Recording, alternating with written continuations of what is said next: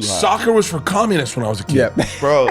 Everyone's like, Messi's here, Messi's here. And I was like, what's I had no idea who he was or what was happening. There are very few things in life that are better than sex, but this is one of them. I'm ready for soccer to go down on me. And I'm making a statement here today. I'm going to be very involved in World Cup. This is the first episode? First episode. Shit. That's the closest I've ever come to taking someone's virginity. Yeah. Ladies and gentlemen, welcome to the first episode of The Late Run. I'm here alongside your main man, Chad Ochocinco Johnson. We got a real king of comedy in the building right now. Come on, a real legend.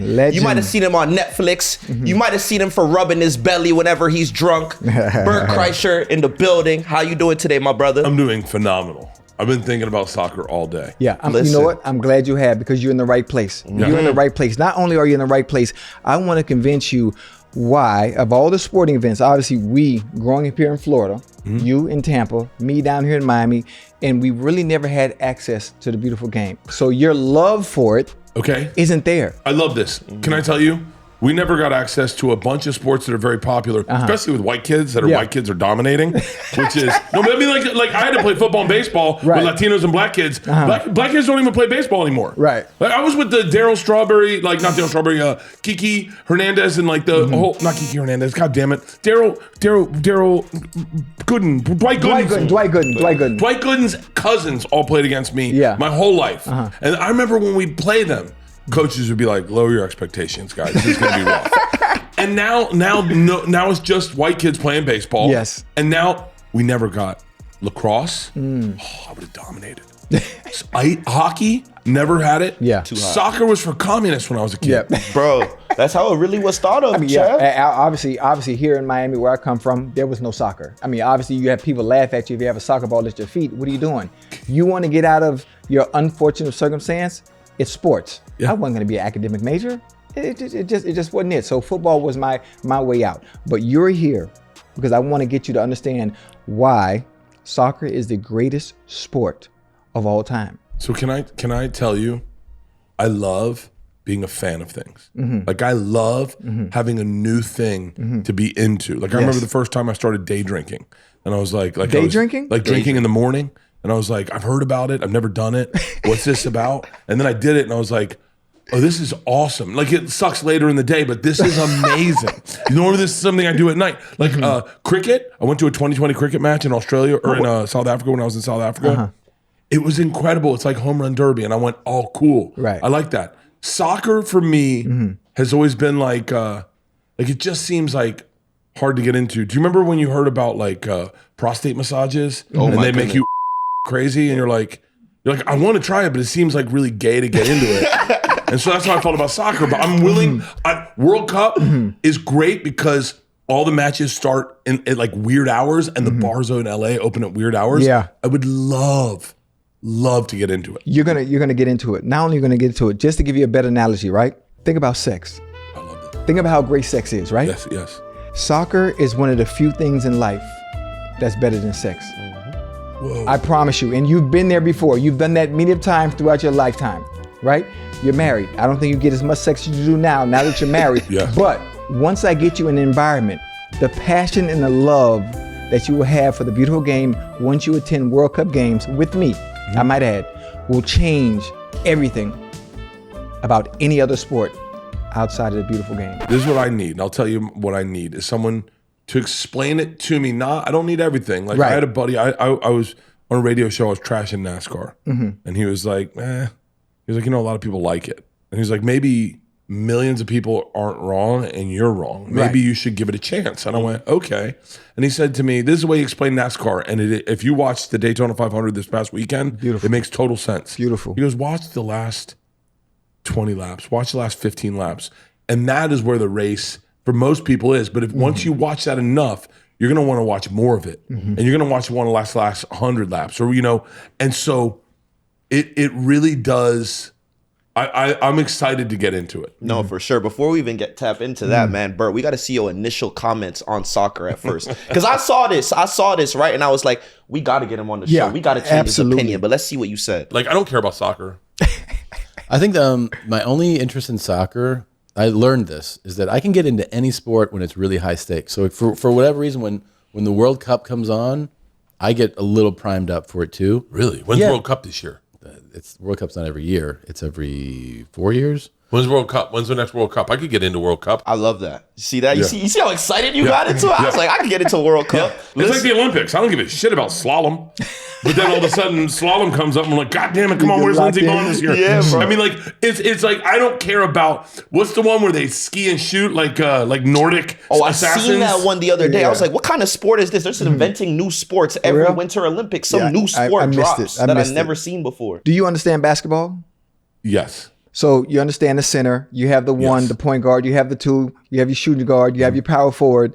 Then we can explain it to you in simplest form like that when it comes to soccer as well. Okay. When we attend a match, we can explain positions, what everybody's role is at said position, obviously, and defensively. And you'll be able to understand it extremely well. I just have to get you in the atmosphere so you understand it. The energy, the passion, the fans. I mean, it's me sitting here trying to explain it to you does nothing for it until I get you in a seat. You can get me in a seat. I got to get you in a seat. I will say this. I'll argue this. You ready? On Instagram, soccer highlights, as good, if not better sometimes than basketball highlights.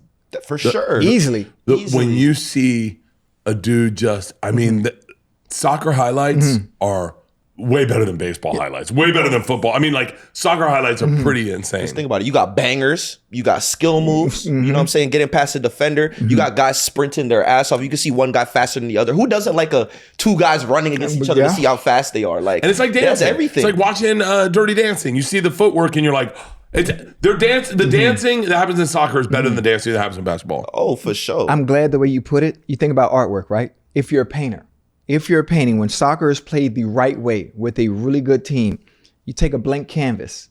And when soccer is played the right way, it's like an artist creating an art in general, the way he's painting. And when you watch teams, let's say like the Barcelonas or some of the better clubs that are really good at tiki-taka or passing the ball or just manipulating the opponent and really frustrating you, it's artwork. It's a beautiful thing to watch when you know what you're looking at. Yeah. And we're going to get you to that point where you understand what you're watching. So you're at the World Cup, you'd be like, you know what? Fuck that. I'm going for Brazil.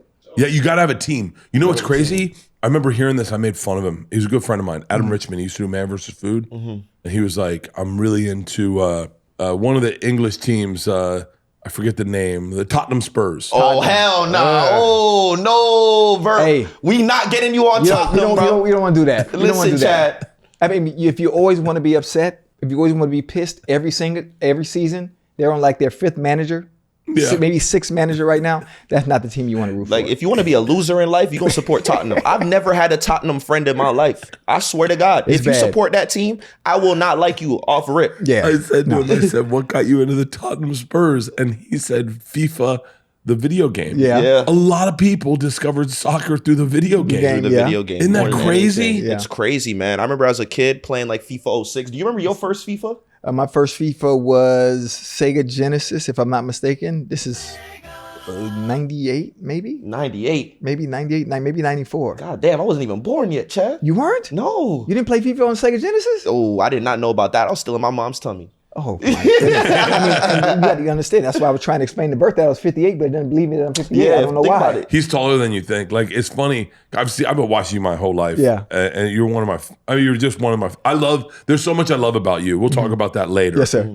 There's so much I love about you. But I took a piss next to you at the Super Bowl when we were doing media one time. You sprinted, by the way, to go take a piss. And you were so quick on your feet. And I just lost weight. And I was like, wow, he's really quick. And then you stood next to me at the urinal. And I was like, he is so much bigger than you think. And you forget what a bitch you are as a man. Because you look at Chad in football and you're like, he's not that big. And then you realize, oh, I'm tiny. He's a large dude. Large man. I feel like in all sports in general, when you look at athletes on TV, they look kind of smaller. Then when you see him in real life, you're like, God damn, no wonder he's that athlete. Aaron Judge is at bat, and I go, whoa, how small was the number 3 batter? I go, what is he, like 5'4"? And they go, no, Aaron Judge is like 7 feet. I was like, no, that's impossible. He's like 6'10". Honestly, I think this is a great pitch for you in soccer because some of the best soccer players in the world are literally like 5'7", 5'8". Maradona, Look Messi. Matter of fact, look at Messi. Arguably the greatest player of all time. What is he? What? 5 what? Messi's 5'7". Like if he went to the club, no girls talking to him. No. He 5'7". No. 5'7"? Do you realize this is how quick I could become the biggest soccer fan in the world? Is if Messi DM me and was like, yo man, I just saw Free Bird on Netflix. You're really great. I'd be like, I love soccer. I'm such a narcissist. I'd be like, oh, looks like I'm a Messi fan. I'd buy all his gear. We're going to go into the Ocho where we talk about trending soccer topics all around the world. Bert, how was soccer perceived growing up in Tampa? Because you already know, I come from Tampa as well. Growing up, what was it like? It was for the kids that couldn't play sports. It really was. Like, okay, first of all, if you were tough, you played football. If you were athletic, you played baseball. Like if you normally played both. And if you were a really good athlete, you played basketball, football, and you played everything. Right. All the guys that I know that went pro all played everything. I mean, you look at Warren Sapp. He's an amazing basketball. He can do anything. And when you found those kids, especially Florida, I feel like we were a breeding ground for athletics. When you found those kids, they played all of it. I mean, there was a kid, I've talked about him, but he went to University of Miami and played baseball. His name was Brucey. He went to like Sacred Heart or something. I played basketball, football, and baseball against this kid my whole life. And I think I never went pro because I had to play against him. He was so good at everything he ever did. Yeah. And so, I mean, and soccer was something no one did. It was almost like something dads got their kids into. It was for like communists. It really was. Because that's how it was perceived when I was a kid. Yeah. It's honestly insane, like seeing the growth of soccer. We talk about it right now. Like growing up, it was like that as well. Like the only kids in Tampa that I saw playing soccer were the South American kids. Right. But not Cuban kids. But not the Cuban ones. Kids. Yeah. Anything from the islands, Dominican, Cuban, Puerto Rican, everything played baseball. Yeah. But can you imagine, this is how bizarre it is. Can you imagine in Boys in the Hood? Yeah. When Ice Cube throws the football, the whole thing that starts the whole thing. Can you imagine if he was juggling a soccer ball? It would be a totally different movie. But instead he had a football. Football was like, that defined my generation. That defined if you were a bitch or not. If your parents let you play.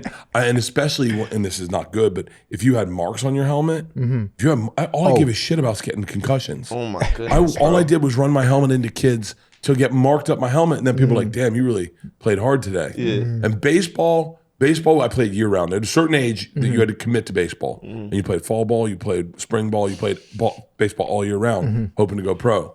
But soccer, I remember you just walked by Sports Unlimited and the soccer cleats, and you'd be like, oh. Hey, Dad, get those for my sister. It's actually crazy that we look at it like that, Chad, because in the rest of the world, soccer's the number one. Yeah. I mean, everywhere else except here. Obviously, because if you think about it here in the States, regardless of where you're from, there's so many other sports to choose from. You have baseball, you have hockey, you have football, you have basketball, you have lacrosse, and there's so many other sports. And one of the first sports that, unless you're from the other side of the world, soccer is it. Soccer is your love. Soccer is your passion. Soccer is religion. Soccer comes before everything. Hell, some kids are homeschooled simply just to be able to play soccer and get good at it. That's crazy. I never looked at it that way. There aren't that many options. You're not going to be a golfer if you're from Brazil. You're going to be like, you know, and it's funny. I remember when I was a kid, my dad explaining to me the reason some sports are more accessible, like golf, to white kids, is that I have the money to be able to get you a set of clubs and get you lessons. You need lessons to learn how to play golf. Yeah. Golf's not a club. It's a very difficult sport to pick up. Same with hockey. Yeah. And then you look and you go to Brazil and they just have a ball wadded up. Dude, I played one of the most beautiful experiences of my life. We're in Brazil, in the big city, not Sao Paulo, but Rio de Janeiro. We're in Rio de Janeiro. We're in one of the favelas. It was when I worked at Travel Channel. And we took motorcycles up, and the payment was we gave them the helmets. And then they kept the helmets. And then they dropped us off, and they were going to pick us up. And we went at sunset. We spent the night in this favela. And I started walking around. We had bodyguards and people with us, so we were fairly safe. And I walked into, and I wish I had this picture. I'm going to send it to you if I can find it. I walked into a soccer, like a soccer court. It really was a court, but there were buildings all the way up, and it was just soccer in the dead center with goals on each side. But buildings that were the buildings were the out of bounds, and it was like indoor soccer, but buildings. It was so beautiful, and I've never been able to kick a ball. I've never been able to play soccer at all. I'm athletic, but I've never been good at it. Right. And I played with these kids, and these kids were so good. Wait, can I tell you another soccer story? Yeah. So wait, me and my buddy Croy and my buddy Cy, one time we're like in LA, and we're trying to work out at Pan Pacific Park, and there's like 3 Mexican dudes, and they're kicking the ball around, like big, fatter guys that don't look that athletic. Mm-hmm. And they're like, hey, come over and play soccer. We're like, okay. So we go over to play soccer with them. These dudes smoked us. Of course. Smoked us. Of course. It was like, and we're way more athletic, taller, everything to our advantage. And we could not keep up with these guys. Listen, guys, some guys literally make a living playing Mexican League. I swear to God. Yeah. So a guy will, like a owner of like a company will literally have a soccer team that plays on Sundays, and they'll have like a pot of money. The team who wins on that Sunday gets that pot of money. And literally, I know guys who've been running that for years, paying their rent, getting like $2,000 every Sunday. It's like that. It's a cultural thing. It's so funny. To piggyback off that story, there was a time when Jose Mourinho was at Real Madrid, and I went down after football season to be able to go watch them play. I had built a relationship with Cristiano and Jose, and I was there, and I asked, obviously me, very brash, I asked Jose, can I come play with reserves before everything speeds up and gets going for practice, right? Small field, I'm like, oh, I got this. Yeah. I'm in the middle of my career. So I'm elite, I'm in my prime. My ego, oh, I'm faster than everybody here. I don't have the skill, I don't have the technique. I put on that orange jersey and they embarrassed me. And it's like, I forgot what year it was, but I'm in stupid, crazy shape. The season just ended and they made me look foolish.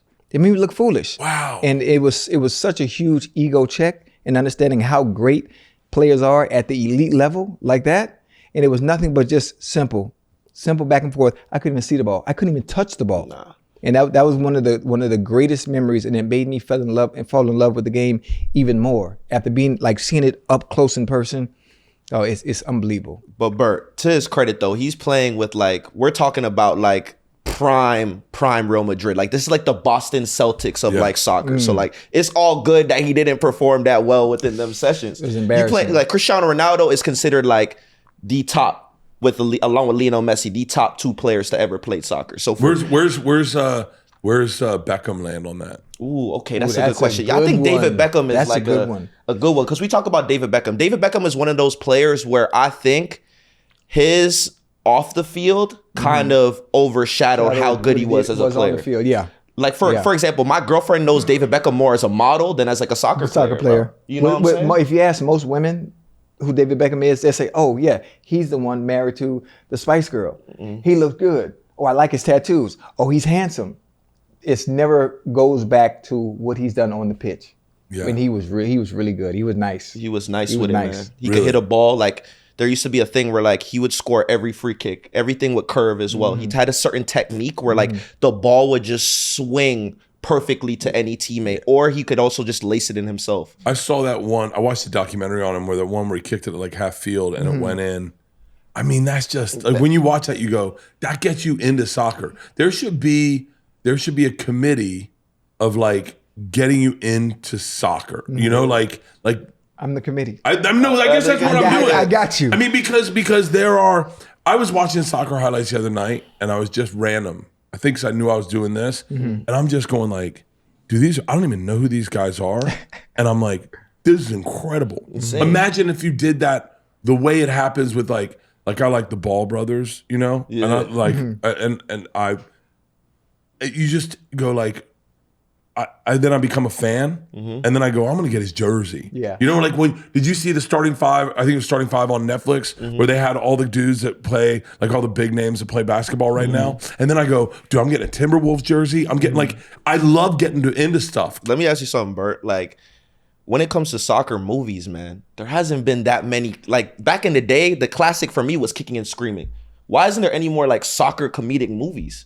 That's a good point. I mean, because everyone leans into golf because it's a fish out of water. I think comedy needs to lean into everything's a little fish out of water is the easier way to wrap your head around it. So when you look at all the great football movies they're these guys don't belong. They're not supposed to be there. They're the underdogs. And soccer seems like an even keeled sport. It seems you know, so I think you'd need like amputees or something. I don't know. You need something like. Listen, man, me and Chad, we ready to be your protagonists if you ever come out with a soccer Absolutely. movie. Absolutely. I'm ready. If you need it. You just take from the good ones, like what the Angels in the outfield. You get maybe you get a knee surgery, and all of a sudden you can kick like crazy. Yeah. What would be your plot for a soccer movie? I like that. My plot would be immediately. It would be something in a war-torn country, and a bunch of Americans go down there, and it would be basically the Kevin Bacon one where he goes to Africa and finds tall black people and brings them back to play basketball. Hey, I remember that. The air up there. The air up there. Hey, man, that was classic. What a plot. Kevin Bacon goes to Africa to find athletes. That's crazy, man. Listen, that's what European teams do right now. Yeah. Yeah, that's the real game. But there has to be crazy athletes in Africa. Oh, absolutely. Yeah. That's where a lot. I mean, honestly, when we look at AFCON, which is a major soccer tournament that just happened, like some of the best teams in the world are from Africa now. Can I tell you a crazy story? So I apologize if this is a little long-winded. You can edit it out. I went to Tanzania. I flew in on a helicopter. It was the Maasai tribe, and they're beautiful. They're tall as shit, dark skin. Yeah. They got their spears. They have a goat. Yeah. They have a goat on a rope. And like to greet me, they're like, "You are famous." And I was like, "They don't have Google." I was like, "Fuck yeah!" They cut the goat's neck, bleed it into a horn, and give it to me. I drink the blood. I'm now brothers with these guys, right? They show me how to throw spears. They're like everything they do. And at the very end, the leader, the chief, gives me a sword. And he goes, "This is for you." And I said, "Oh my God." And he goes, "When I was a child, they send you out the day before you get circumcised, they send you out into the woods. And then the day you get circumcised, they come to you and they cover you in mud. They circumcise you in front of the whole village. If any of the dried mud cracks, you're no longer a man. You can't live with us." And that day they sent me out of the woods. I had this sword and I killed a lion, and I walked into my circumcision with a lion over my shoulder. Basically like, cut this dick, bitch, right?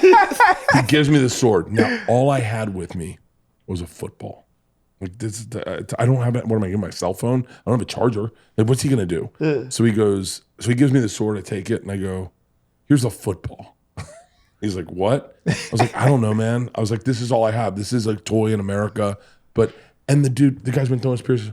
He laces it, just throws a dot. I'm like, "Oh my God." I was like, "Buddy, I can make you millions of dollars. Let's get you the fuck out of here." But it's so funny. But but you go like, it's crazy. Like there's got to be tons of soccer players in parts of the world that doesn't know about soccer. Yeah, absolutely. Sure. It has to be because everybody plays it. Everybody plays it. All you need is a ball. Whether you playing on dirt, whether you playing on sand, whether you playing on grass, they get it in over there because that's everyone's outlet most of the time. That is my peace. That's my sense of peace. When did you start playing soccer?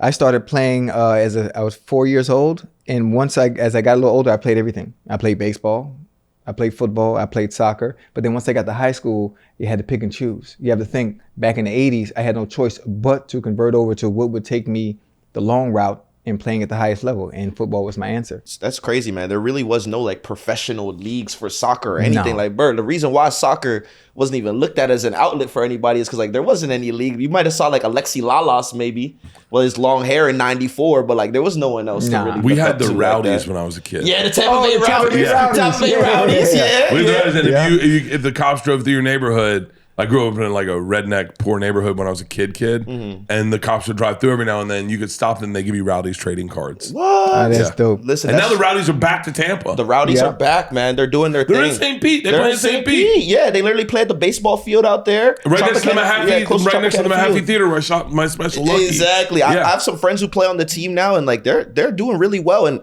in USL, even now, the league that they play in. So how it works, Bert, in Europe, they have a thing called promotion and relegation. So like, imagine if the NFL had like a first division and second division. If you were the 3 worst teams, you would go down a division. So like, imagine if like, for example, like the Indiana Pacers are terrible one year, they would go down a division, and a team that was first place in the second division would go up. That's kind of cool. Which is pretty cool. So it adds more stress or pressure to the players. You know what I'm saying? Because your team, if they don't perform, there's like actual consequences for your actions, whereas in the NBA, if you don't perform well, you just get the draft pick the next year. That's number one. Now here's a weird question. What percentage of people did you play with in the NFL that you're like, they don't belong in the NFL? Ooh, that's a good one. Let me see, it's 53 people on the roster. It's 32 teams. I think maybe on every team, maybe 5 or 6 guys that don't belong.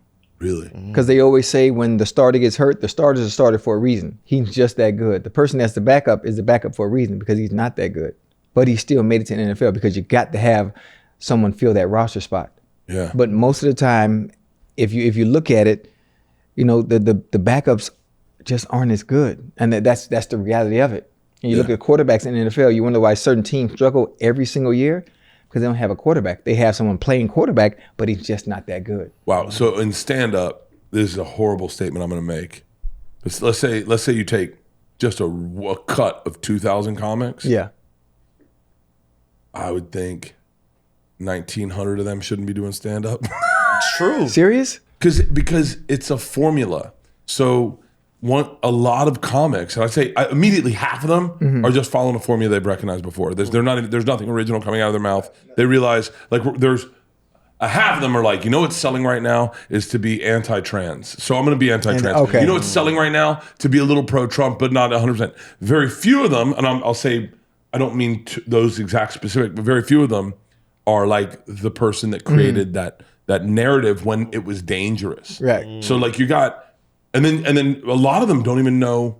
A lot of them go crowd work clips are working. Let's do crowd work clips. The definition of a hack is someone. It's in this book, The War of Art. It's a great book by Stephen Pressfield. The definition of a hack is someone who looks at what the marketplace is buying and then creates art to sell to the marketplace. The true artist does not care what the marketplace wants. Right. They do what they want to do, and then the market comes to them. And I would honestly say, if you're going to release 2,000 specials in a year, 100 of them, you'd sit down and go, that was fucking amazing. 1,900 of them, you'd be like, Horrible. The hell is that? you'd be like, You know what? I kind of saw a version of that out of the 100. I understand what makes soccer beautiful. I understand what makes a team great. I understand what makes a player great. What makes a great comedian, though? Stage presence, delivery, ability to interact with the crowd. I think I'm gonna take from a bunch of different things. One time I heard Method Man say, "It's not what you say, it's how you say it." I don't know if Method Man said it or if I listened to Method Man and thought that, because sometimes Method Man I remember the first time I ever heard him, it was this, and my imagination went off. I was like, is he part vampire? Like you didn't know what was going on with Method Man, Right? And Jay-Z, it's like you hear the way he says it. Sometimes it's better than what he's saying, and so I think that's part of it. Dave Chappelle could read a recipe on stage and make it funny. He could read a recipe and make it funny. And not everyone has that ability. That's part of it. I think part of it is somewhat of a fearlessness to represent your thoughts and not adjust them based on an audience. Like that's more of a Bill Hicks. It's definitely a Chappelle trait. It's a Shane Gillis trait. And I name just the people I love because like when you look at Gillis and what he did it at a time when that wasn't selling well. Right. For sure. Who would you say are your versions of Ronaldo, Messi, and Pele of comedy? Because you got to look at it like this. So Ronaldo's like, he could be the GOAT, but Messi's in his way. Messi's the GOAT, and then you have someone like Pele who like started all this. You know what you should have done? You should have explained it to him to give you the comedic analogies. Michael Jordan, LeBron James, and the Steph Curry of comedy. Oh, Wow. yeah. You do it that way. Okay. Can I throw one name out? Please. Very smart, very intellectual. White And- dude? Yeah. Black dude. That's George not Car- racist. Hey, He no, goes, you're good, Very you're good. smart, very intellectual. I go, white dude? My favorite, Bad. George Carlin. Yeah, George Carlin, yeah. George Carlin is my Michael Jordan. Oh, interesting. So you're 3. I'm gonna have to say, and I'm gonna add one extra one. I'm gonna give you a Jim Brown. Okay. Because that's Eddie Murphy. Jim Brown is Eddie Murphy. He just retired early. That's a good And he one. walked away early in the prime of his career. Eddie Murphy, had he continued to do stand-up, I can't imagine what that would be. Yeah. I mean, he was just so fucking good, so young. I have to say, Dave Chappelle is my favorite comic to watch. He is my favorite person to be around, my favorite person to drink with, my favorite person to listen to. Dave Chappelle is one of my top 3 goats. Chris Rock's the reason I do stand up. I watched Bring the Pain, and I was blown away at everything he's ever done. I hate to do this in analogies, but I would say if you're talking Jordan, that's Richard Pryor. Ooh, that's a good one. That's Richard Pryor. That's It's a like, good one. we're all kind of copying him. Yeah. He did stuff that he created the thing. Mm-hmm. You know, no one was taking off from the free throw line and doing it. Now it's like, oh yeah, even I can kind of do it. And you're like, you're not as good as Pryor. Like if you watch me in a slam dunk contest today, you're like, wow, he's good. And you're like, yeah, but I should have done it in the 70s. You know? Yeah. I got to, John Mulaney's really incredible comedian. Shane Gillis is a really incredible comedian. They're all up in the top. Yeah. I love watching what they do. Anthony Jeselnik's an amazing comedian, but I'll tell you who I think people sleep on, and you're never gonna. This won't hit because I'll say his name and you go, no one sleeps on him. Right. Comedically, because he's overwhelmed you in so many other areas. Kevin Hart is a brilliant comedian. Funny. If you just go as a comic watching what he does, and I got to say, Bill Burr is amazing. Bill Burr, everything, but Kevin Hart. When the littlest things as a comedian to watch someone do it, and I'm sure you have an example but all right. when he introduces a character to you, he gives you a catchphrase with that character that becomes ingrained in you. As a storyteller, myself being a storyteller, it's something I don't do enough of, and I watch him and I go, wow. I always look at like, what are you doing that I can't do? Sebastian Maniscalco. We were getting our houses redone at the exact same time, and I had been watching them hire a dude to sweep up, and I was like, am I paying a guy to sweep up? Like, I'll sweep up. Like, I need to save me the money. Sebastian that night walks in, he goes, I'm redoing my house. There's a guy sweeping. And the way he said it, I'm crying laughing. I had seen the exact same thing. I could never have told it like him. Right. So like his act outs, there's times in my sets where I go, I wish I could just call Sebastian or Kevin Hart or Dave. I've done it with Chappelle, but called someone and gone like, how do I do this? Right. Like I had one of the greatest moments of my entire life. I'm with Chappelle.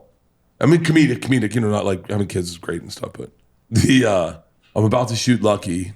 I'm losing weight, and I'm like concerned that everyone thinks that if I'm skinny, I'm not funny, and I'm getting ready to shoot a special, and I'm in my head about it, and I'm with Chappelle. It's like 4 a.m. We just got IVs. We're drinking, and he's like, and I go, and I'm sitting there, I go, yo, I gotta stop real quick, like, and I'm sure you've had this where you go, you are the greatest. Like, I'm getting ready to shoot a special. Like, can you break down how you get ready for a special? And Dave Chappelle, who's been drinking as long as I, sobers up and focuses in. He's like, all right, how many are you shooting? And I'm getting chill bumps telling you. I'm talking to the GOAT, and he's like, nice. Now, I did this for, when I was in DC, I did this, and here's what it is. And he just breaks down the energy, not just the material, the energy and what you're trying to accomplish and what your goal should be as an artist. And I'm sitting there getting, just me and him, people around, they're talking about nothing. The world there could be a terrorist attack, and I am so dialed in to this conversation. And I walked away. I went over into the bathroom and I got my phone out and I just voice texted everything he said to me. I was like, don't ever forget this fucking conversation. Yeah. But yeah, I think Chappelle's my Jordan. That's dope. Richard Pryor's my Jordan, but like currently, yeah. Dave Chappelle, David Tell, amazing. Mitch Hedberg, a lot of people sleep on Mitch Hedberg. He's fucking incredible. Stephen Wright. There's so many great comedians, but once again, for everyone I just named, I can name you 20 that you'd be like, right. Ugh. We're going to get into some real talk. We're going to debate some tough questions, Bert. What's a bigger moment in Florida's history? Tom Brady coming to the Bucks or Messi going to Inter Miami? That's so funny you say that. I was in Miami his first game. Messi's first game. And it was chaos. But it was almost like being on vacation in Cuba the day that Fidel took over and being like, why is everyone running to the fountain? Yeah. And being like, well, how come I can't get a drink around here? Everyone's like, Messi's here, here. And I was like, what's I had no idea who he was or what was happening. I think I had a show that night and everyone was like, it was chaos. I mean, chaos. Mm-hmm. I always thought about it like, yo, Chad, what is it like what people think when they're not soccer fans and they see like important soccer stuff going on? Like, yeah, and they have no clue. I mean, the best way to put it, in Messi and why it was that kind of chaos would be equivalent to you never meeting Chappelle, but knowing how great he is at his craft, and then him obviously showing up. and he's right there in your eyesight. He's right there in your eye line. You can visualize and see, what the fuck? Yeah. That's Dave. And that's how people view Messi. Okay, let me ask you a question. And I've been thinking about this. What's better? Because ignorance is like the coolest thing in the fucking world. To not know what's going on. Right. And someone's like, I met a guy named Marc Messier. Do you know who that is? No. Oh, okay, exactly. Right, exactly. Wait, Marc Messier, the hockey player? No? Yeah. Yeah, the hockey One player. of the greatest hockey players to ever play hockey. Yeah. And it was so cool to not know who he was and Right. not give a fuck. And like everyone was losing their mind. They're like, "Do you know who this is?" And I was like, "No." And they're like, "This is Marc Messier." I was like, "Cool." I was like, "You from France?" And he was like, "Huh?" And I just walked away. And then everyone's like, "Dude, you walked away from Marc Messier." I was like, "I don't know who he is." Right. I sometimes wish I had a little bit more of that, or at least it was authentic. Because as you say, Messi, like if Messi could be in this room right now, and I would not know who he is. I would, as a matter of fact, there's a beautiful guy with light blue eyes and dark hair that met me at the door. Good looking dude. I was like, he looks like someone. Shook his hand. He's no one, apparently. But like that could be Messi, and I would not fucking know. Right, and then I would leave. But here's the problem with me. I would kill myself if I didn't meet Messi, but I don't know who he is. Yeah. Like I want to fix that about me.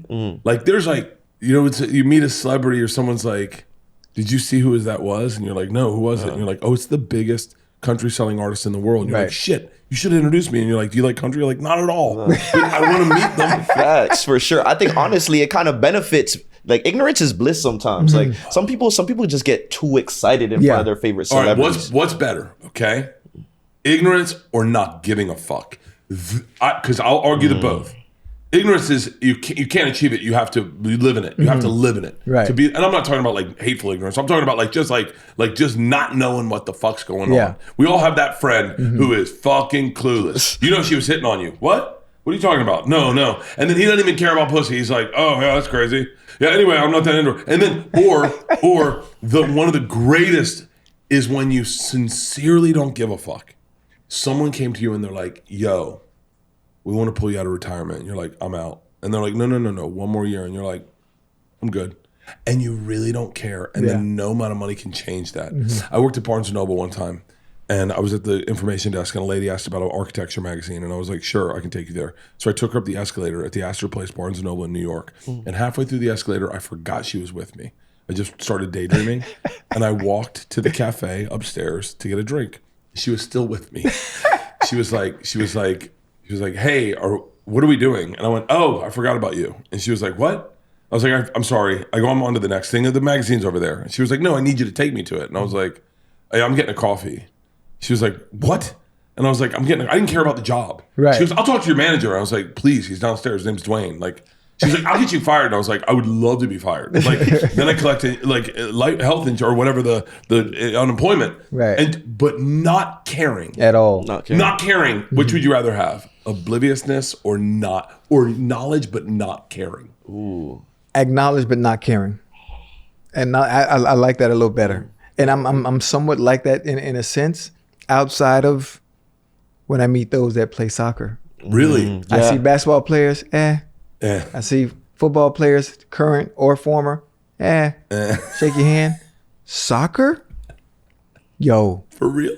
Dude, I lose my shit. It's like I'm almost gay. Hey, no, I'm serious. I know that feeling. Bro, you know what I mean? Like I don't know what's wrong with me. I think the fact that I have I'm so enthusiastic and so passionate about something I was never able to do. It was always a dream of mine, but I was never able to do it. Even though I played football at the highest level, was one of the best of all time, it doesn't matter. I couldn't never do this. I can't play like Neymar. I can't play like Messi. I can't look like Cristiano. I just can't. So when I'm in their presence and it's like, I view them as almost their gods, and that's somewhat disrespectful in a sense. It's crazy, man. Honestly, it could change you. What do you guys think it will take for the average Joe to start watching soccer? Like, when I go into a Publix, I want to hear like you just said the most Florida thing ever. Listen, when I go into a Publix, you didn't say a grocery store. You said a Publix. I said it one time. I went to an Eckerd's and they were like, "Huh?" I was like, "An Eckerd's." You remember Eckerd's? I remember Eckerd's. You remember Eckerd's, bro? You remember Eckerd's? That's a throwback, bro. That's super throwback. Well, Eckerd's is dude. This is how old I am. I've started watching documentaries on like all the names we're familiar with in Florida. Like, who are they? Like Flagler, HB Plant, Eckers. They're all just, what's crazy is every county we live in was basically a Civil War general. Which is crazy. Yeah. Especially in Tampa. Yeah. We have crazy lore. I'm telling you. But go back. I didn't mean to interrupt. Yeah. So listen, I want to hear, like, you said that you grew up in Tampa, kind of like Hicktown, kind of like that. I want to hear the average guy at Publix be like, yo, you see Mbappe run? He could run a fast 40 like that. Like how they talk about football. So let's break it down, right? So let's start here. What are our favorite moments in sports, like generationally? Like, so I'm roughly my age. You're 5 years older. But but when Jordan showed up to that slam dunk contest, basketball became important again. 88. When Tiger Woods started playing golf, golf became important. And I would argue, and I have a lot of guys that I know that are play golf that professionally, they've always been golf has been trying to get back to that Tiger era. With baseball, it was steroids. Yeah. When it was the home run and Sammy Sosa and Mark McGwire, we're going at it. The greatest. Yeah. The greatest. So we're gonna need, for lack of better words, I'm just saying this so everyone understands, like a Chad or a Dion or a outspoken American. American. Well, I think we need him to be black. I think he has It'd be ideal. It'd be nice. And you know what? You know what he's got to do? He's got to do the Charlie Ward where he picks soccer over. This is what we need. You ready? Yeah. We need a Heisman Trophy winner to not play football and go play soccer. I like it. If we get that, if we get a wide receiver, a defensive end, or defensive back, maybe, I doubt we'll get a quarterback, but if we get someone, just say, I opt out of, like if Bo Jackson had played soccer. Instead of football. And baseball. Yeah. That'd be, if our best athletes chose to play soccer and start from 4 years old, we dominate. All right, so let's talk finances then. We dominate. What's the average income for a soccer player versus baseball versus football? Ooh, that's a good question. Like who's getting paid the most right now? It depends. So in MLS, you might make less. We're talking base salary. But base salary, you're making six figures as a pro soccer player for sure. Is Messi making A-Rod money? Oh, Messi, he has more than him. More than that. Really? Yeah. Over the years, yes. Cristiano and Messi have more than probably almost every athlete there is that's active right now. I don't mean to sound absolutely horrible. Where's Messi from? Argentina. Like, did he grow up wealthy? No, absolutely not. All that money to the poorest guy that ever lived. Listen, man, you could have just given him $1 million. He'd been blown away. He would have been blown. You got to be poor to make it, man. You got to be poor. That's why I'm not. Be poor to make it. I got a car when I was 16. I didn't have to fucking do anything. I just got a car. Just got a car. That's it. Didn't have to score no goals or anything. I didn't get the car I wanted, but my dad was a dick. It happens, man. Listen, I think at the end of the day, when we look at it, like a guy like Messi, he's making what, $20 million a season plus an Apple TV deal that he gets. Like he makes $20 million a season plus the proceeds that Inter Miami makes from a deal that they have with Apple TV. He gets it, and he'll get a percentage of an MLS team of his choosing when he retires. Yeah, that's the big move. Yeah, you need an outspoken American. You need someone to shine, like someone to sparkle a little bit, to give us a reason to tune in. Right. And by the way, and I'm no slight on like Matthew McConaughey and Drew Carey who are buying these soccer teams. Right. And I don't mean this, but I'm just saying it out loud. I like these people, like the guys that bought the team, and then they, Ryan Reynolds, and Ron McElhenney guys, yeah. Every time I see that, I go, I get it. You're jumping on a bandwagon. I mean, I know they didn't. I know they're probably crazy soccer fans, but although you give it to McConaughey, at least he married into it. Right. Like he married like a legit Brazilian model, and she was like, yo. Our kids are going to be playing soccer and fighting in the fucking streets jiu-jitsu. Like, let's be real. Get a soccer team or you learn jiu-jitsu. He's like, I'll buy a soccer team. And so, but like whenever I see the guys join in, I'm like, it's like, always seems to be guys that start a liquor company and then buy a soccer franchise. You're like, interesting. Did someone have a business manager who's like, hey, we can get a soccer team cheap, So, but like, Do I sound shitty? Whatever. Anyway, I don't try to talk good about people on podcasts every time. I did your fucking boy Shannon Sharp's podcast, and I just trashed everyone. And I was like, the fuck's wrong with me? That's why I'm talking good about Kevin Hart. So, but the truth is, you need an authentic person obsessed with the game, in love with the game, that's outspoken and is so American that all of a sudden it starts bringing the celebrities there. That's why basketball is so cool. It's probably the coolest sport we have. If you look at now there's some outliers is you see their faces, you know, football, you're hidden heroes. Right. You know, it's like, that's why they make it illegal to take your helmet off, because they don't want they don't want you to be just a part of the team. Right. But basketball is the coolest because you see their faces, you know their faces, you know these guys, and the coolest motherfuckers sit in the front row. That's like, it's almost like a fashion show, really, honestly. And you need that. You need like a hero. You need a hero. Are you familiar with Christian Pulisic? No. He's like the face of U.S. soccer right now. And it's funny because he never even heard of him in his whole life. Nah, he's our wonder boy. Being ignorant is so beautiful. It is. It's like going no. Yeah. He could walk in and bring me a coffee. I'd be like, thank you very much. And I wouldn't even tip him. The one thing about Christian that people will say is they wish he was more outgoing. He's super quiet. That's why probably another reason why you never hear about him is he's more introverted. He doesn't really say anything in the press. Okay. This is a great great segue. Now, you are wildly outspoken. You have been a person that I identify with, because sometimes I felt and I know your career enough to say this, is you are wildly talented, but also I think you came from a place in the sport where you weren't wildly touted as the greatest in college. You kind of showed up a little late to the game in college. And then when you got to the pros, second round draft, you're like, yo, I'm going to let you know who the fuck I am. Now, I got to stand-up comedy after being at school at Florida State as someone people talked about. But when I got to comedy, I realized if you're not promoting yourself, no one's promoting you. No one's saying how funny you are. They're saying how funny they are. Yeah. And if you want to sell tickets to your show, you got to make a video. You got to be the personality. You got to say, you come see me. I'm in ... Permission Party World Tour. I'm going to be in Detroit. You got to say that. And so identify with that. Now, as someone who's done that his whole career, did you ever look at a Tom Brady or like a Jerry Rice and go God, I wish I had the thing they had where they just never said a word. Joe Montana. No. And everyone loved them. And I felt like I had to be my own agent, champion, and mom and dad at the same time. No, I liked the way it did it. The cards I was dealt, I played the best hand I could. Dude. I went to Cincinnati. Obviously, during that time, we were horrible. We were the worst franchise in the league. People laughing at me. Oh, you got drafted to the Bengals. I said, give me a minute. I want to make sure everybody tunes in, whether we win or loss. And when I played, obviously, the NFL, they want to be in control of who they promote. There is no individualism allowed. You're not allowed to let your personality show. I said, fuck your rules.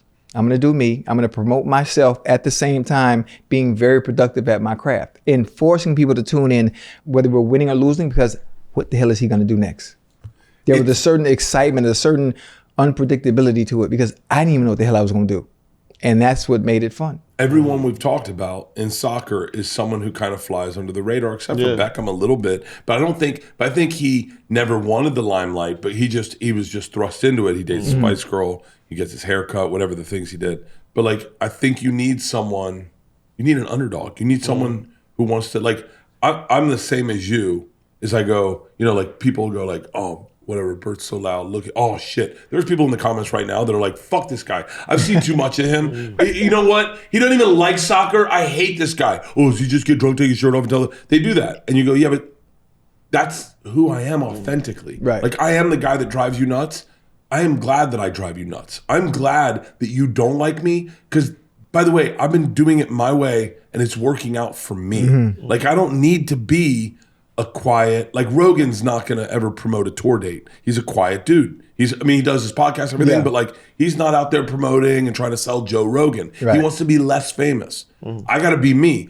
But I think, and when it comes to selling a sport, that silent hero, that Ted Williams, that Joe DiMaggio, you need a Yogi Berra or a Billy Martin or a Chad or a a T.O. or a Bert or you need the louder personality to sell the thing. Right. Do you guys think taking on that role of being like that super outgoing person in soccer who doesn't give a fuck about what anybody says, do you think a lot of players are scared to take on that role?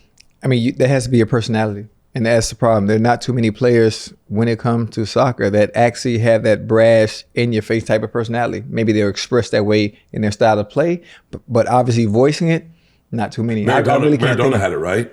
Maradona? Yeah. I mean, it just seemed like his lifestyle. Just his lifestyle. The lifestyle expressed how he really felt, and he didn't care. And his play told you how he really felt, and he expresses his way of life and way of living through his play. He wasn't really vocal. I don't think nobody's really vocal the way I was. I mean, you know what I mean? Nobody got that sauce like that. No, that's outgoing, who's willing to just take on that role of being the villain and call out a defender 1v1. Like, oh yeah. Can you imagine a soccer player sprinting down and then stopping on the ball and going like this? But that happens in basketball. That happens in football. And in soccer, it's kind of. It happens in soccer in hockey when they take the things off. Everyone throws the gloves down. They're like, let's go. Yeah. I think if you give me that, I don't even be an American. I can get behind a Brazilian, an Argentinian, a Mexican. I can get behind I don't know, Cuba have a team yet? Nah, not really. They ain't really playing like that. It's a pretty small country to have a team. Yeah, absolutely. That's the movie. Cuba gets a soccer team. That's a good one. It's like Cool Runnings. It is, man. Shout out to my Jamaicans. Listen, we're going to get into 85 Always Open, where we discuss the best of the best, both globally and domestically. Bert, they call you the machine. I like that. I heard about it. They tried to tell me in here. I said, I don't want to hear from you guys. I want to hear from Bert why they call you the machine. Because they called me the machine too. No. When I was in high school. Are you serious? But I don't know if it's for the same reason with you. I'm assuming like yourself, because I only know Ochocinco from you. Right. I gave myself the nickname on accident. Okay. I got involved with the Russian mafia when I was a kid. Wait, like the real mafia? Yeah, in Russia. Oh, this is awesome. And we robbed a train. Wait, you robbed a train? You robbed a train? Yeah. Like a real train? Like a real train. What year was this? Wait, what? That's dope. I stole a Snickers once.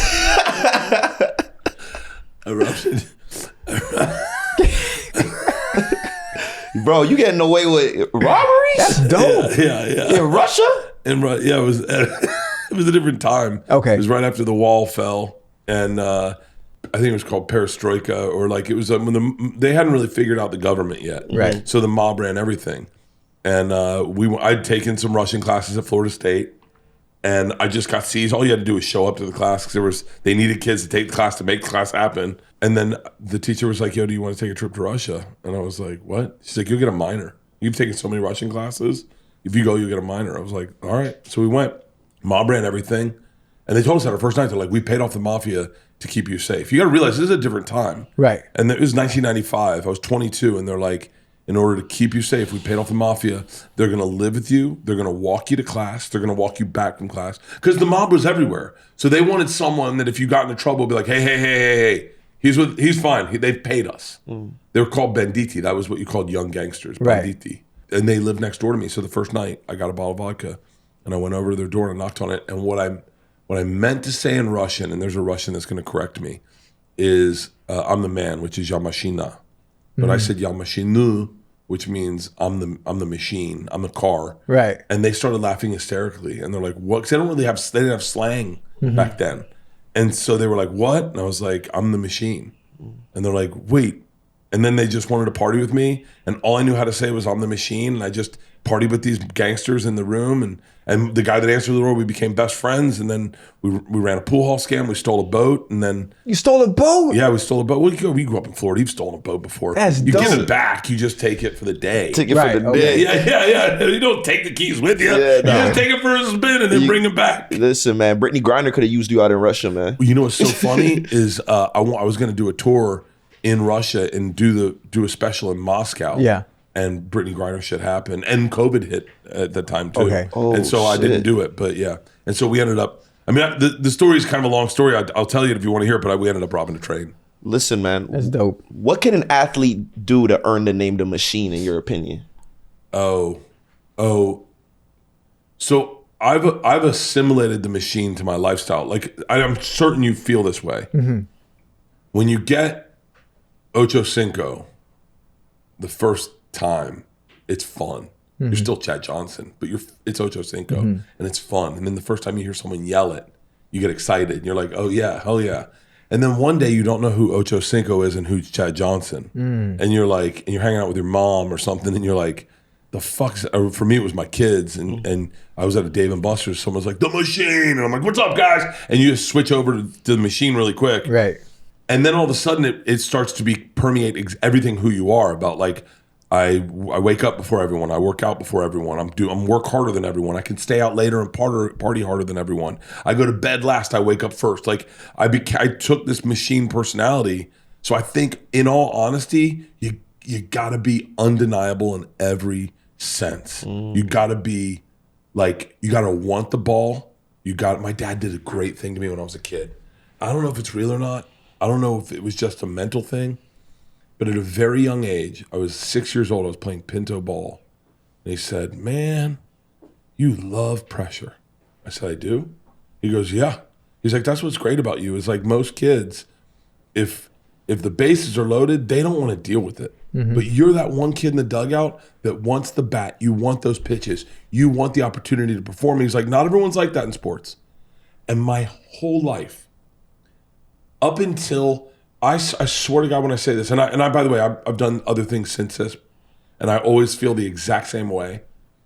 When I did Secret Time, which is my first Netflix special, I shot 2. The first one I bombed. I mean, it did not go well. We were not going to use that. I had one show to do well. I had one show to get every word said perfectly, crisply, every joke to hit perfect. I had one show to do this special, and my wife walked up and she was just taking notes of like what I needed to pick up in the next one.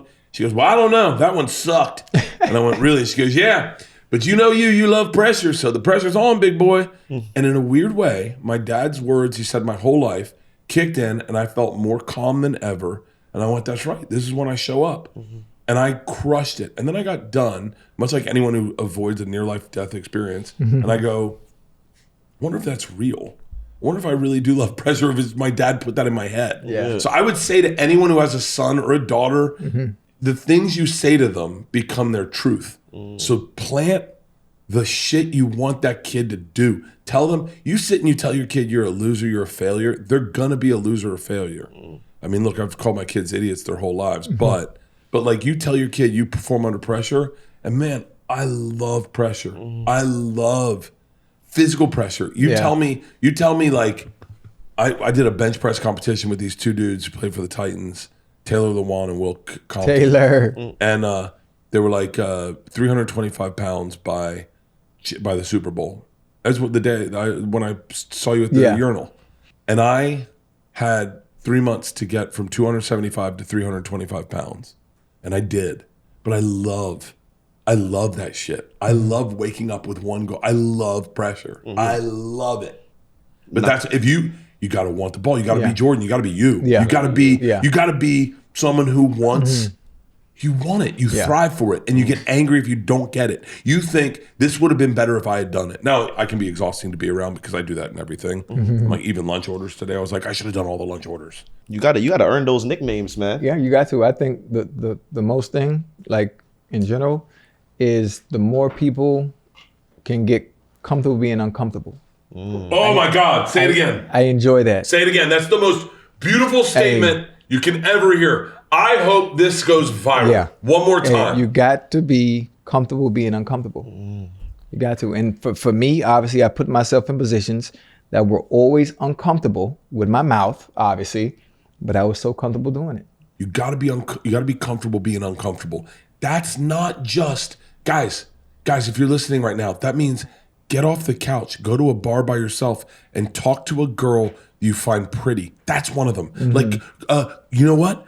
Go to a spin class Sunday morning and meet people. It permeates every part of life. Absolutely. For me, it was showing up at a comedy club I didn't want to be at and doing stand-up I was nervous about doing because I didn't know the people there. It was showing up at the store when I wasn't passed and waiting to get passed. If you can get comfortable being uncomfortable, life becomes Very easy. very easy. Very God easy. damn, I love that you said that. Who is the machine in the soccer world? The machine in the soccer world that is unapologetically themselves no matter what. That's hard. That's a hard one, right? That's a hard one, yeah. Would you give it to CR7 if you could? Probably in a sense, because he's always been himself. But But- really all of them are like that, though. When you think about it. Yeah. I feel like it would go to a player who didn't really give a what anybody thought. Maybe like a Mario Balotelli. That's a good one. Mario Balotelli. Probably he doesn't. No, Ibra. Oh, Ibrahimovic. Yeah. Bingo, Ibra. Ibrahimovic. Yeah. Ibra is, Bert, he is like the equivalent to Dean Martin. Oh, wow. I don't care. I'm going to say what I want to.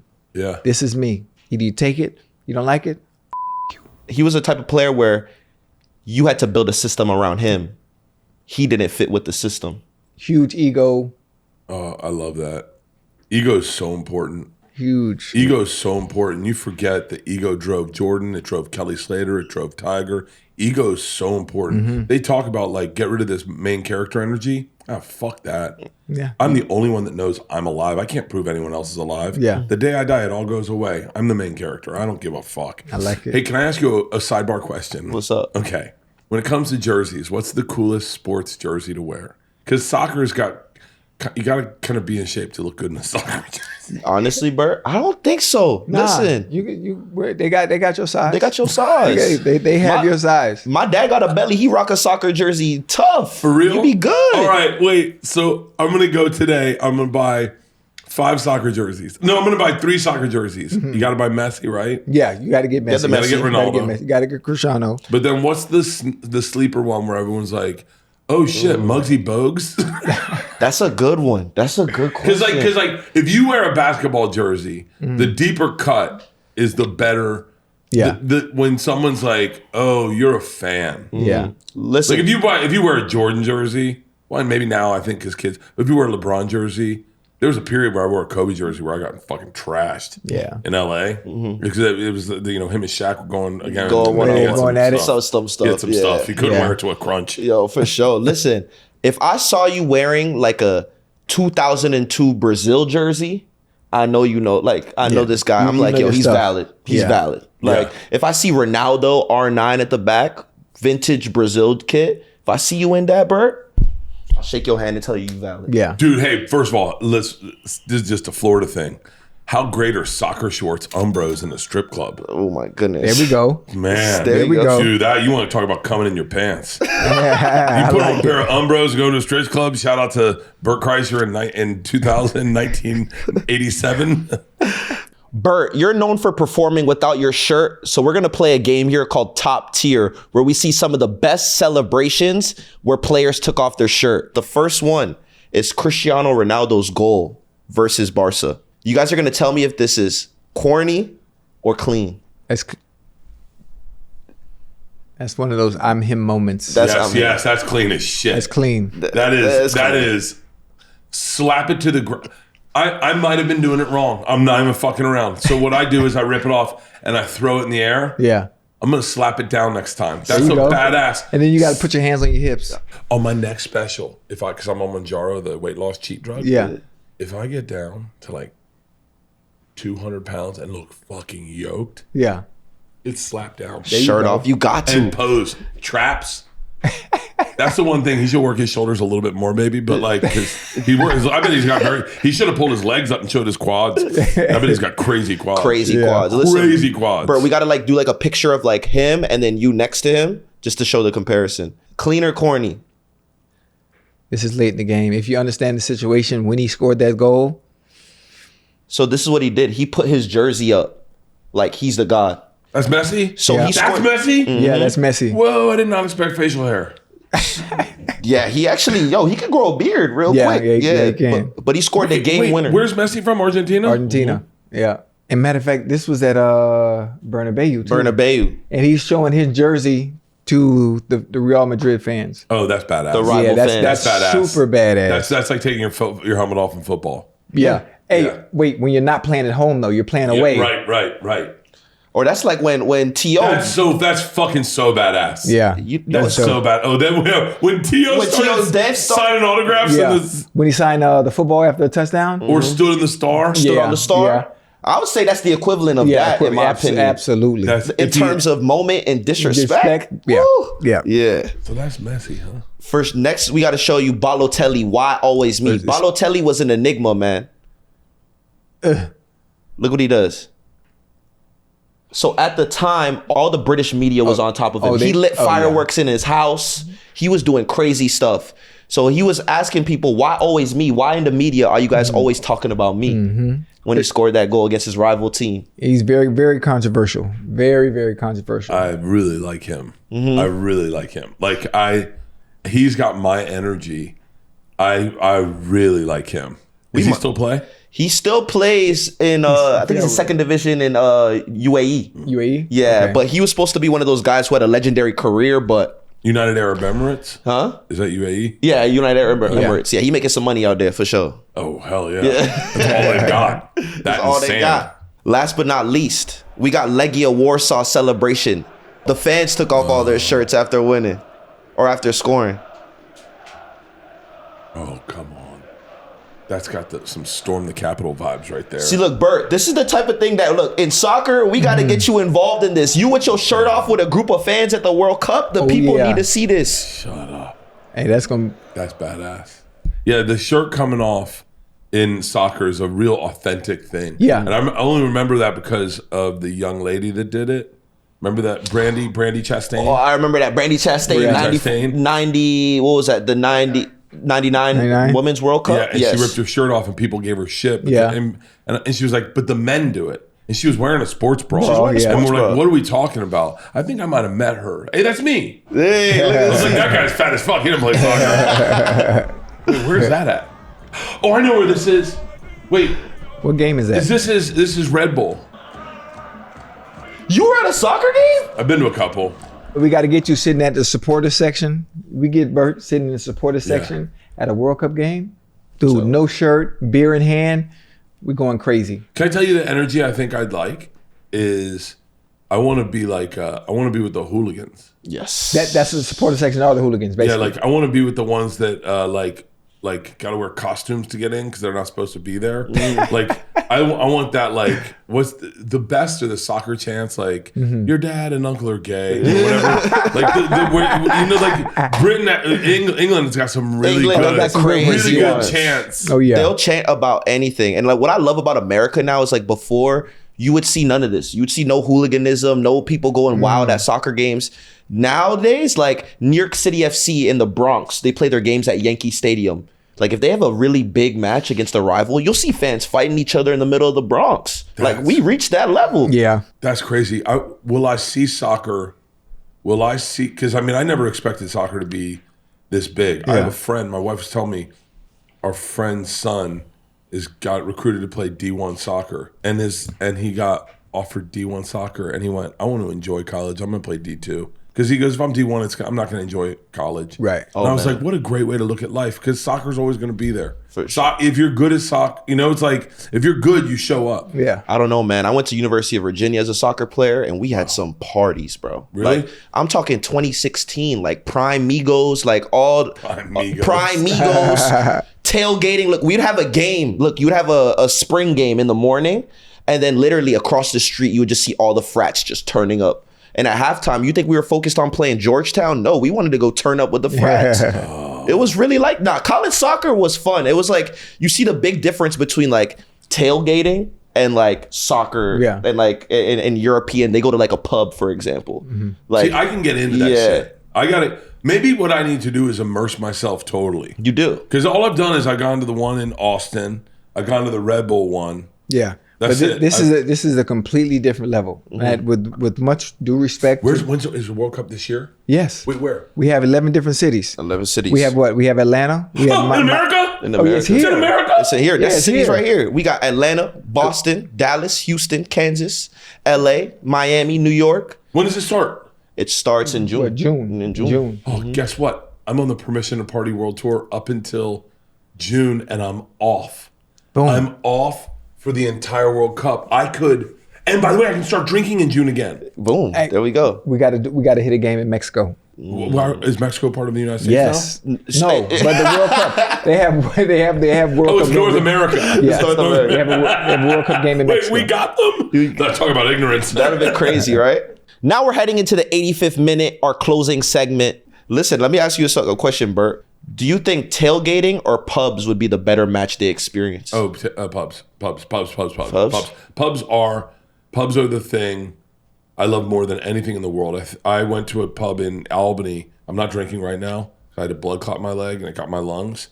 And I'm healthy now. But if I could change anything about America, I'd get rid of one house on every block and put a pub there, and just make it that energy of a pub, of people showing up and people knowing you. Yeah, and it being okay to have like 4 beers and then go home and go to bed. Like that energy is so sexy to me. My wife just asked me if I want to do a pub crawl through England with a bunch of friends, where you go from like tavern to tavern to tavern to bed and breakfast to tavern to tavern and I was like, hell yeah! Like I love pubs, and that's one of the things when I first moved to New York, I was blown away at the pub vibe. I remember the first day it snowed as a Florida kid. You'll understand this. My buddy Tony Hernandez produced all of my shows, all my specials, and my show Free Bert.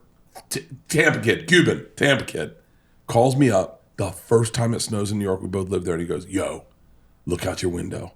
I look out my window, it's snowing. I go, "Shut up." And he goes, I quit my job. Let's go just do a pub crawl. Let's play in the snow. And we went to the White Horse Tavern in the Village, and we went from pub to pub to pub, walking in the snow in ill-fitting shoes. I mean, and it was like, it's the greatest. Pubs are the best. Tailgates, I think tailgates probably tailgates everywhere. I'm sure they're probably different vibes, but like, dude, pub, shut up. And the best thing about it in England is that every pub has a team. Yeah. So like you go to a pub, might support Arsenal. You go down the road, you go to another pub, they might support Chelsea. You go down to another pub, they might support Manchester United. Like every pub in England has a team. So you would go to the pub, see all your boys and watch the matches together and just get drunk. How long is a soccer game? 90 minutes. How long is football?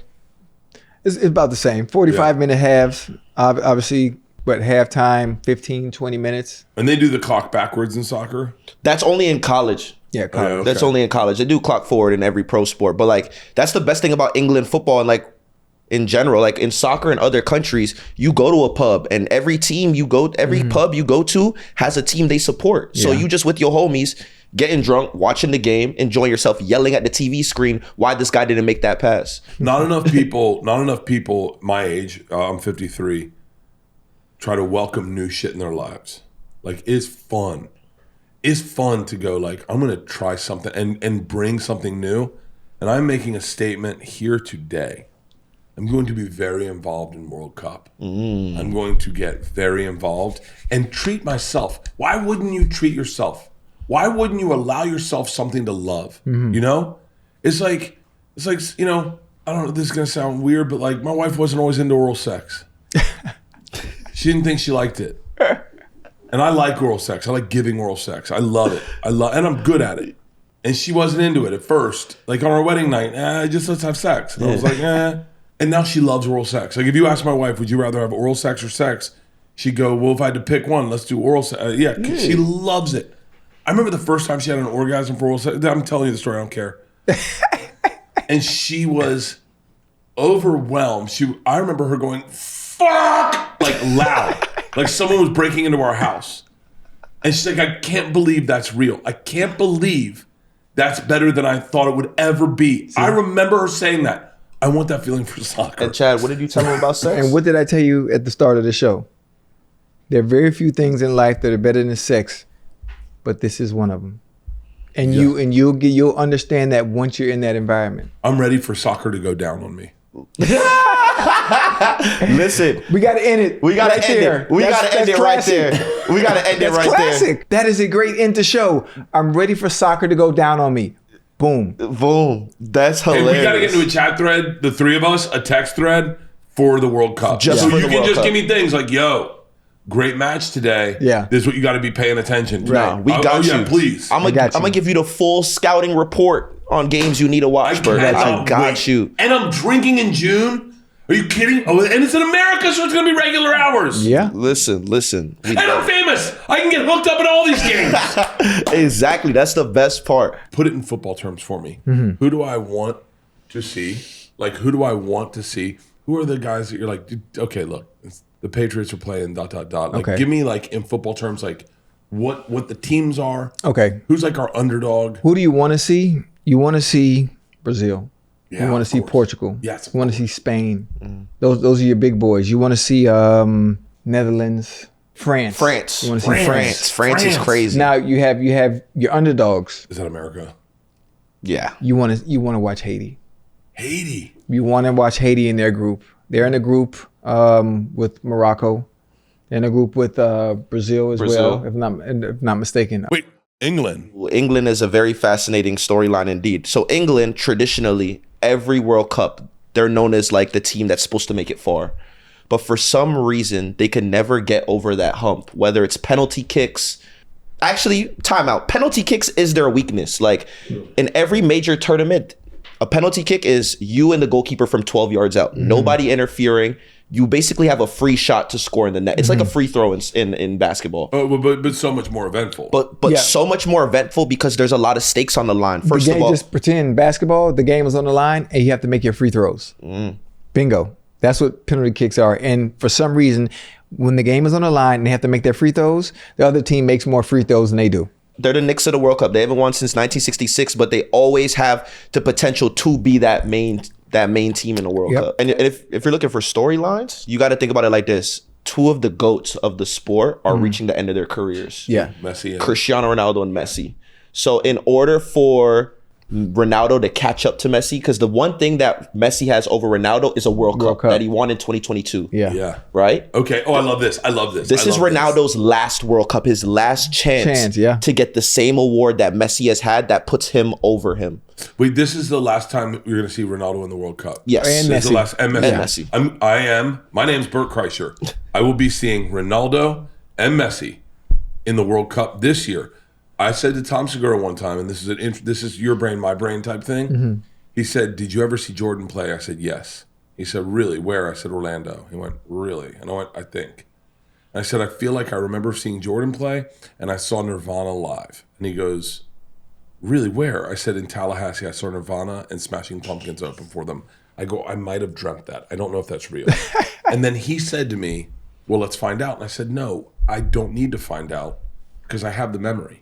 If it's not real, and I find out it's not real, I lose the memory. Right now, I have the memory. The memory is all that matters to me." Right. And he goes, "Yeah, but that's crazy talk. Don't you want to know if you really saw Nirvana?" I said, "No, I got the memory." And he goes, "Hold on, we got to find out." So I told him the two dudes I saw it with. We called them, and he said, "Yeah, we saw Nirvana Smashing Pumpkins open from at the Civic Center." And I was like, "So then I don't need to ever know if I saw Jordan play because I know I saw Jordan play, right? Because it's real. But I will see. I will not be on my deathbed saying I didn't take all the swings I had in life. And if I lay on a deathbed and saw the two greatest soccer players to ever play the game, I didn't see them live, I haven't lived my life right." Yeah. Mm-hmm. Messi and Ronaldo, I will see you in the World Cup in North America. That's Mexico too, and Canada. They're part of us also. I might sign up for X again just to get into some shit. Yeah. It would be so nice to get into some shit that I'm not like, that isn't about my career. Listen, Chad's #1 on X. I'll tell you that. If you need someone you need to tap in with for the World Cup on X, I can't wait to post on X and people will be like, "Dude, I saw you on the podcast. You just started following soccer. You don't know anything." And then me to write back, "I make more money than you do. I win." And he's like, "Yo, fuck you, man.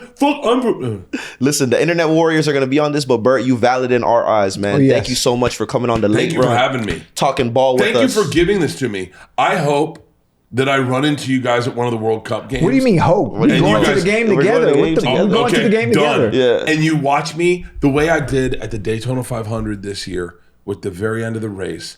And I've gone to a couple of them, and I've been following NASCAR now for a while, and I did not want to like NASCAR. I made fun of it on radio, and I'm shaking my wife's chair as the cars start spinning out and one takes off. And it wasn't even my driver. I'm just going, this is why you watch the race. This is why you stay for the end. This is why you stay for the end. I can't wait. Listen, man, we're looking forward to them soccer chats. We gonna teach you so for sure. Bert, thank you so much for coming on the very first episode of The Late Run. It's an absolute pleasure to have a legend of your caliber launch our first episode. Man, just to end the episode, what are some things that people could tap in with you on? Permission to Party World Tour is now until the end of the year, taking 2 months off in June and July. My TV show Freebird is streaming right now on Netflix. People are enjoying it. I hope you enjoy it. It's a 6-episode arc of comedy and heart and bizarreness. And that's really it. I just, I have a podcast, Bertcast and Two Bears and Something's Burning. He's going to be on Something's Burning tomorrow with Rick Ross. Do you know Rick Ross? Of course, like this. Grew up together. For real? Yeah, grew up together. Nice. We almost got a house, an Airbnb in Little Haiti, and then someone texted and they're like, "You should get a different Airbnb." And I was like, "For real?" I was like, "Little Haiti sounds nice," and they're like, "Have you seen the real Haiti? Have you seen Big Haiti?" But yeah, check me out. And I'll be at the World Cup this year, so I'll see you there. Make sure you guys like, comment, subscribe. Let us know down in the comments what city Bert should attack first during the World Cup. It's your co-host Raheemovic alongside with the main man, Chad Ochocinco. We're out.